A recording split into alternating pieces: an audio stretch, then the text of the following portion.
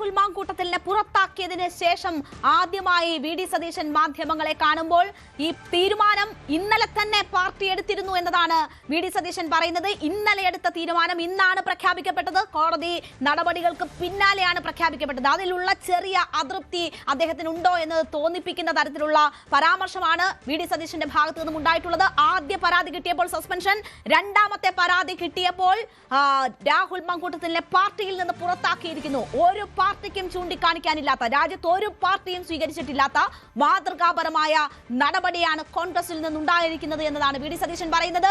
പക്ഷെ നോക്കൂ, അടൂർ പ്രകാശ് ഉൾപ്പെടെയുള്ളവർ MLA സ്ഥാനം രാജിവെക്കുന്നതാണ് നല്ലതെന്ന് പറയുമ്പോൾ വി.ഡി. സതീശൻ അത്തരമൊരു തീരുമാനം പറയുന്നില്ല, അത്തരമൊരു നിലപാട് പറയുന്നില്ല. കോൺഗ്രസിന്റെ MLA അല്ല രാഹുൽ മാങ്കൂട്ടത്തിൽ എന്ന് മാത്രം പറഞ്ഞുകൊണ്ട് അവസാനിപ്പിക്കുകയാണ്. മറ്റ് രാഷ്ട്രീയ പാർട്ടികൾ AKG സെന്ററിൽ ഇരിക്കുന്ന പരാതികൾ, മുൻപ് മുതലുള്ള പരാതികൾ, അതിൽ നടപടിയെടുക്കാനുള്ള ഒരു ഉപദേശം കൂടി വി.ഡി. സതീശൻ നൽകുന്നുണ്ട്. ഏതായാലും അവരുടെ പാർട്ടിക്ക് ചെയ്യേണ്ടതെല്ലാം ചെയ്തു, അത് കൃത്യസമയത്ത് ചെയ്തു എന്നതാണ് പ്രതിപക്ഷ നേതാവ് ഈ വിഷയത്തിൽ ഇപ്പോൾ ചൂണ്ടിക്കാട്ടുന്നത്. ഈ വിഷയത്തിൽ ഏറ്റവും ശക്തമായ നിലപാടെടുത്തത് വി.ഡി. സതീശനാണ്. പാർട്ടിക്കുള്ളിൽ ഇന്നലെ തന്നെ പാർട്ടിയിൽ നിന്ന് പുറത്താക്കാനുള്ള തീരുമാനം എടുത്തിരുന്നു എന്നത് കൂടിയാണ് അദ്ദേഹം വ്യക്തമാക്കുന്നത്. എന്തായാലും രാഹുൽ മാങ്കൂട്ടത്തിൽ ഇപ്പോൾ ഹൈക്കോടതിയെ സമീപിക്കാനുള്ള നീക്കത്തിലാണ്. രാഹുൽ മാങ്കൂട്ടത്തിന്റെ അറസ്റ്റ് ഇനി എപ്പോൾ എന്നതാണ് നമുക്ക് ചോദിക്കാനുള്ളത്. കാരണം രാഹുൽ മാങ്കൂട്ടത്തിനെതിരെ പരാതി വരുമായിരുന്നു എന്നത് ഈ സർക്കാർ കേന്ദ്രങ്ങൾക്ക് നേരത്തെ തന്നെ അറിയാമായിരുന്നു എന്ന് വി.ഡി. സതീശൻ ചൂണ്ടിക്കാട്ടുന്നുണ്ട്. എന്നിട്ടൊന്നും ചെയ്തില്ലല്ലോ എന്ന് ചോദിക്കുന്നുണ്ട്. അത് സ്വാഭാവികമായും ഇത് ഒരു അറസ്റ്റിലേക്ക് പോകേണ്ടുന്ന സാഹചര്യമുണ്ടെങ്കിൽ, ഇങ്ങനെ ഒരു പരാതി വരുമെങ്കിൽ രാഹുൽ മാങ്കൂട്ടത്തിനെ ലൊക്കേറ്റ് ചെയ്യാമായിരുന്നു.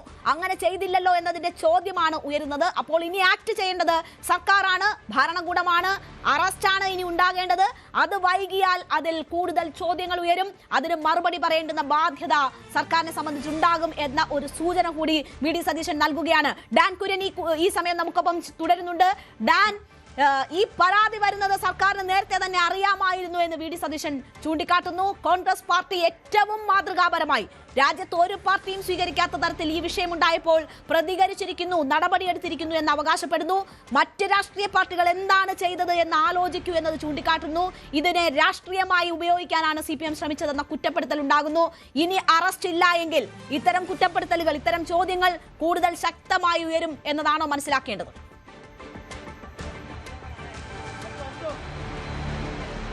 ഒരുപക്ഷെ വൈകാതെ തന്നെ അന്വേഷണ സംഘത്തിന്റെ ഭാഗത്ത് നിന്ന് അത്തരം നീക്കങ്ങൾ ഉണ്ടായേക്കാം. പക്ഷേ രാഹുൽ മാങ്കൂട്ടത്തിൽ കോടതിയിൽ കീഴടങ്ങാനുള്ള സാധ്യത നന്നേ കുറവാണ് എന്നാണ് ഇപ്പോൾ പുറത്തുവരുന്ന വിവരം. അതിന്റെ ഭാഗമായാണ് ഹൈക്കോടതിയിൽ തിരുവനന്തപുരം പ്രിൻസിപ്പൽ സെഷൻസ് കോടതിയുടെ വിധിയെ ചോദ്യം ചെയ്തുകൊണ്ട് ഹൈക്കോടതിയെ സമീപിക്കാനുള്ള രാഹുൽ മാങ്കൂട്ടത്തിന്റെ അഭിഭാഷകന്റെ നീക്കം കീഴടങ്ങാനില്ല എന്നതിന്റെ സൂചന തന്നെയാണ് എന്നാണ് നമുക്ക് മനസ്സിലാക്കാൻ കഴിയുന്നത്. അതായത് മേൽക്കോടതിയിൽ നിന്ന് അനുകൂല വിധി ഉണ്ടാകുമെന്ന പ്രതീക്ഷയിലാണ് ഹൈക്കോടതിയിലേക്ക് ഈ ജാമ്യഹർജിയുമായി, മുൻകൂർ ജാമ്യഹർജിയുമായി നീങ്ങാനുള്ള അഭിഭാഷകന്റെ നീക്കം, രാഹുലിന്റെ അഭിഭാഷകന്റെ നീക്കമെന്നാണ് ലഭിക്കുന്ന സൂചനകൾ. അതിനിടയിൽ രാഹുൽ മാങ്കൂട്ടത്തിന്റെ ഒപ്പമുണ്ടായിരുന്ന 2 പേർ, വാഹനം ഓടിച്ചിരുന്ന ഒരാൾ, അതോടൊപ്പം രാഹുൽ മാങ്കൂട്ടത്തിന്റെ അടുത്ത സുഹൃത്തായ മറ്റൊരാൾ, ഇങ്ങനെ 2 പേർ കസ്റ്റഡിയിലുണ്ട്, SITയുടെ കസ്റ്റഡിയിലുണ്ട് എന്നുള്ള സൂചനകൾ കൂടി പുറത്തു വരുന്നുണ്ട്. ഒരുപക്ഷെ കൃത്യമായി രാഹുൽ മാങ്കൂട്ടത്തിൽ എവിടെയെന്ന ചോദ്യത്തിനുള്ള ഉത്തരം ഈ സുഹൃത്തുക്കൾ മുഖേന ലഭിക്കുമെന്ന പ്രതീക്ഷയിലാണ് SIT ഉള്ളത്.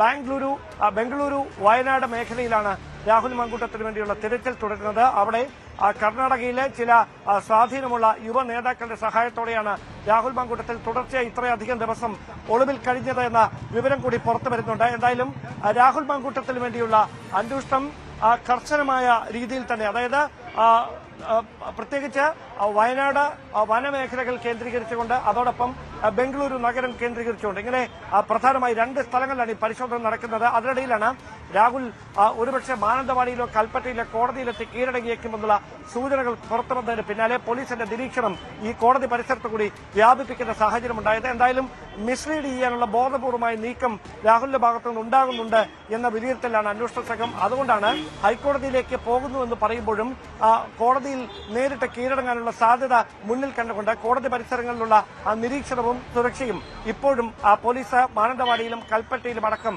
അങ്ങനെ തന്നെ ശക്തമായി തുടരുന്നത്. എന്തായാലും കോൺഗ്രസ് പാർട്ടിയെ സംബന്ധിച്ച് ഇനി അങ്ങോട്ട് ഈ വിഷയത്തിന്റെ പേരിൽ വിഴുപ്പ് ചുമക്കേണ്ടതില്ല എന്നതിൽ ആശ്വസിക്കാം. കൃത്യമായ രാഷ്ട്രീയം പറഞ്ഞ് തെരഞ്ഞെടുപ്പിനെ നേരിടാൻ ഇനിയെങ്കിലും കഴിയുമെന്നൊരു വലിയ പ്രതീക്ഷ നേതൃത്വത്തിനും താഴെത്തട്ടിലുള്ള പ്രവർത്തകർക്കുമൊക്കെയുണ്ട്. പക്ഷേ രാഹുലിനെ അനുകൂലിച്ചിരുന്ന വലിയൊരു സൈബർ പടയ്ക്ക് നിരാശ നൽകിയ വിധിയാണ് കോടതിയുടെ ഭാഗത്തുനിന്ന് ഉണ്ടായിരിക്കുന്നത്. തൽക്കാലത്തേക്കെങ്കിലും അവർ മൗനം ആണ് എങ്കിലും ഒരുപക്ഷെ അവർ വീണ്ടും ഉണർന്നേക്കാം. ആ ഉണരുന്നത് പാർട്ടിയിലെ ആർക്ക് നേരെ ശരങ്ങൾ ഇതുകൊണ്ടാകും എന്നതാണ് കോൺഗ്രസ് കേന്ദ്രങ്ങളിൽ ആകാംക്ഷ ഉണർത്തുന്ന ചോദ്യം. തീർച്ചയായും ഞാൻ തിരിച്ചെത്താം ഡാൻ. ഇപ്പോൾ നമുക്കൊപ്പം റിനി ആൻഡ് ജോർജ് ടെലിഫോൺ ലൈനിൽ ചേരുകയാണ്. റിനി നോക്കൂ, റിനിയാണ് ഈ വിഷയത്തിൽ ആദ്യമായി ഒരു പരസ്യ പ്രതികരണം നടത്താനുള്ള ധൈര്യം കാണിച്ചത്. ആ ധൈര്യമാണ് മറ്റു പെൺകുട്ടികൾ ഈ പരാതിയുമായി മുന്നോട്ട് വരാൻ പ്രേരിപ്പിച്ചത്. ഇപ്പോൾ പാർട്ടിയിൽ ഏറ്റവും കടുത്ത നടപടി രാഹുൽ മാങ്കൂട്ടത്തിൽ നേരിട്ടിരിക്കുകയാണ്. പാർട്ടിക്ക് പുറത്തായിരിക്കുകയാണ്. ഒരു ഘട്ടത്തിൽ റിനി ഇത് പാർട്ടിയുടെ ശ്രദ്ധയിൽപ്പെടുത്തുമ്പോൾ നല്ല പ്രതികരണം ഉണ്ടായിട്ടില്ല എന്ന് റിനി പരസ്യമായി പറഞ്ഞു. ഇപ്പോൾ കോൺഗ്രസ് പാർട്ടി എടുത്ത നടപടികളെ റിനി എങ്ങനെ നോക്കിക്കാണും? വളരെ സ്വാഗതാർഹമാണ്. ഇപ്പോഴാണെങ്കിലും ഒരു സ്ത്രീപക്ഷ നിലപാടിലേക്ക് എത്താൻ കഴിഞ്ഞു, അല്ലെങ്കിൽ ഒരു സ്ത്രീപക്ഷത്തോട് നിൽക്കുന്ന ഒരു തീരുമാനം എടുക്കാൻ കഴിഞ്ഞു എന്നുള്ളതിൽ ഒരുപാട് സന്തോഷമുണ്ട്. ഞാൻ പഴയ കാര്യങ്ങൾ ഇനി പറഞ്ഞ് ഇത് ചെയ്യുന്നില്ല. എന്തായാലും അതിജീവിതകൾക്ക് അനുകൂലമായിട്ടുള്ള ഒരു വിധി അല്ലെങ്കിൽ ഒരു തീരുമാനം പാർട്ടി പുറപ്പെടുവിച്ചതിൽ ഒരുപാട് ഒരുപാട് സന്തോഷം. റിനി അന്ന് സംസാരിക്കുമ്പോൾ ഏറ്റവും ഒടുവിൽ ഇന്ന് മാധ്യമങ്ങളെ കാണുമ്പോഴും റിനി സൂചിപ്പിച്ച ഒരു കാര്യം, ഇതിലൊടുങ്ങുന്നതല്ല. രാഹുൽ മാങ്കൂട്ടത്തിൽ നശിപ്പിച്ച അല്ലെങ്കിൽ ചൂഷണം ചെയ്ത സ്ത്രീകളുടെ എണ്ണം ഇതിൽ ഒതുങ്ങുന്നതല്ല എന്ന് സൂചന നൽകിയിരുന്നു. ഇനിയും പരാതികൾ ഉണ്ടാകാനുള്ള സാധ്യതയുണ്ടോ? ഇനിയും കൂടുതൽ പേർ പരാതിയുമായി രംഗത്ത് വരാനുള്ള സാധ്യതയുണ്ടോ? എന്റെ അറിവിൽ അതിജീവിതകൾ ഇനിയും ഉണ്ട് എന്നുള്ളത് തന്നെയാണ്. പിന്നെ പരാതിയുമായി അവർ എത്രത്തോളം വരും എന്നുള്ളതിനെ കുറിച്ച് നമുക്ക് വ്യക്തതയില്ല. അതെല്ലാം ഓരോരുത്തരുടെ പേഴ്സണൽ ചോയ്സ് ആണ്, അവരെടുക്കുന്ന തീരുമാനമാണ്. പക്ഷെ എനിക്ക് തോന്നുന്നു അതിജീവിതകൾക്ക് ധൈര്യമായി മുന്നോട്ട് വരാനുള്ള ഒരു സാധ്യത ഇപ്പോൾ ഒരുങ്ങിയിട്ടുണ്ട്. കാരണം അവർക്ക് നേരെ, അതിജീവിതകൾക്ക് നേരെ സൈബർ അറ്റാക്ക് ഉണ്ടാവില്ല എന്ന് നമുക്ക് ഇനി ഒരു സാഹചര്യത്തിൽ നമുക്ക് ഉറപ്പിക്കാം. കാരണം അക്കാര്യത്തിലും നല്ലൊരു നടപടി ഇവിടെ പോലീസും കോടതിയും എല്ലാം സ്വീകരിച്ചിട്ടുണ്ട്. അപ്പൊ അതുകൊണ്ട് അത്തരത്തിലുള്ള സൈബർ അറ്റാക്കിനെ ഒന്നും ഭയക്കേണ്ട കാര്യമില്ല. ഞാൻ പറയുന്നത് ഓരോരുത്തരും അവർ നേരിടുന്ന പ്രശ്നത്തിന് കൃത്യമായ ഒരു നീതി കണ്ടെത്തണം എന്നുള്ളത് തന്നെയാണ്. അപ്പൊ അതിനുള്ളൊരു സാഹചര്യം നമ്മുടെ സമൂഹത്തിൽ നല്ല പോലെ ഒരുങ്ങിയിട്ടുണ്ട്. ഇതിൽ ഒരു സത്യമുണ്ട് എന്ന് കൊണ്ടുവരാൻ സാധിച്ചിട്ടുണ്ട്. അതുകൊണ്ട് ഞാൻ പറയുന്നത് അതിജീവിതകൾ എല്ലാവരും തന്നെ മുന്നോട്ട് വരണം. പിന്നെ അത് അവരുടെ പേഴ്സണൽ ചോയ്സ് ആണ്. എന്നാൽ പോലും എന്റെ അഭിപ്രായം, വ്യക്തിപരമായ അഭിപ്രായം, പ്രത്യേകിച്ചും ശാരീരിക ബുദ്ധിമുട്ട്, അത്തരത്തിലുള്ള ആക്രമണങ്ങളൊക്കെ നേരിട്ടിരിക്കുന്ന സ്ത്രീകൾ തീർച്ചയായിട്ടും സമൂഹത്തിന്റെ മുന്നിൽ വന്ന് ഈ കാര്യങ്ങൾ എക്സ്പോസ് ചെയ്യണം എന്ന് തന്നെയാണ്. റിനി, ഇതിൽ ഏറ്റവും ആത്യന്തികമായി ഇപ്പോൾ നീതിയുടെ തുടക്കം എന്ന് റിനി സൂചിപ്പിക്കുമ്പോൾ തന്നെ ഇത് നിയമ സംവിധാനത്തിലൂടെ ഈ കുറ്റം തെളിയുകയും ശിക്ഷിക്കപ്പെടുകയും ചെയ്യുന്ന ഒരു സാഹചര്യം ഉണ്ടായാലാണ് ആത്യന്തികമായി നീതി ലഭിച്ചു എന്ന് നമുക്ക് പറയാൻ കഴിയുക. ഇവിടെ ഇപ്പോൾ കീഴടങ്ങാനുള്ള ഒരു നീക്കം